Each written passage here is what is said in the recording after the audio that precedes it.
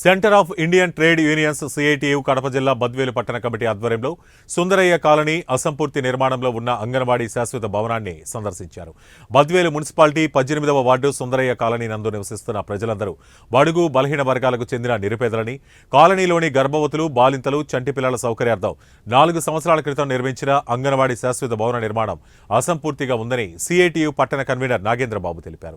తక్షణమే సంబంధిత శాఖ అధికారులు అంగన్వాడీ భవన నిర్మాణ పనులను పూర్తి చేపట్టాలని, అవసరమైన చర్యలను చేపట్టి ప్రజా అవసరాల నిమిత్తం వాడుకలోకి భవనాన్ని తీసుకురావాలని కోరారు.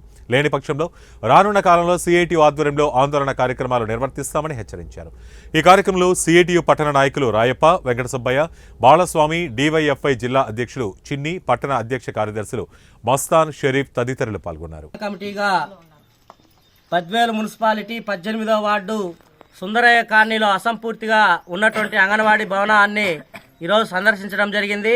దాదాపు ఇక్కడ ఉన్నటువంటి ప్రజలతో మేము మాట్లాడడం జరిగింది. ప్రజలందరూ కూడా ఇక్కడికి వచ్చి ఈ అంగన్వాడీ భవనాన్ని గత 5 సంవత్సరాల క్రితం ఇక్కడ శాశ్వత భవనాన్ని నిర్మించాలనేటువంటి సదుద్దేశంతో నిర్మాణ పనులు పూర్తి చేసి ఇక్కడ అసంపూర్తిగా నిర్మాణాన్ని మధ్యలోనే ఆపేసినటువంటి పరిస్థితి ఉంది.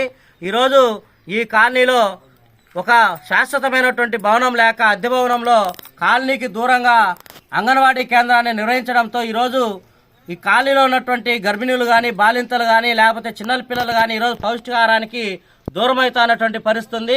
ఈరోజు ఈ కాలనీ అత్యంత వెనకబడినటువంటి కాలనీ. ఈ కాలనీలో నివాసం ఉన్నటువంటి అందరూ కూడా బడుగు బలహీన వర్గాలకు చెందినటువంటి అత్యంత పేదలుగా ఉన్నటువంటి వాళ్ళు ఇక్కడ జీవనం సాగిస్తున్నటువంటి పరిస్థితి ఉంది.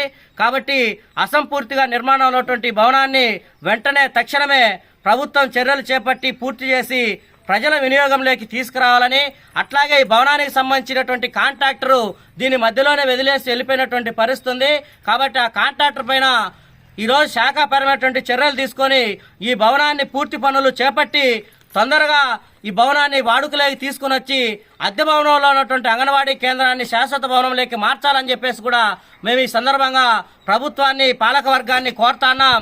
అలా కాని పక్షంలో రానటువంటి కాలంలో సిఐటియు పక్షాన ఇక్కడ ఉన్నటువంటి కాలనీలో ఉన్నటువంటి ప్రజానీకాన్ని అందరినీ కూడా ఐక్యం చేసి రానటువంటి కాలంలో పెద్ద ఎత్తున ఈ శాశ్వత భవన సాధన కోసం, ఈ అంగన్వాడీ సెంటర్ కోసం పెద్ద ఎత్తున పోరాటాలు కూడా నిర్వహిస్తామని చెప్పేసి ఈ సందర్భంగా అధికారుల్ని, పాలక వర్గాన్ని హెచ్చరిస్తున్నాం.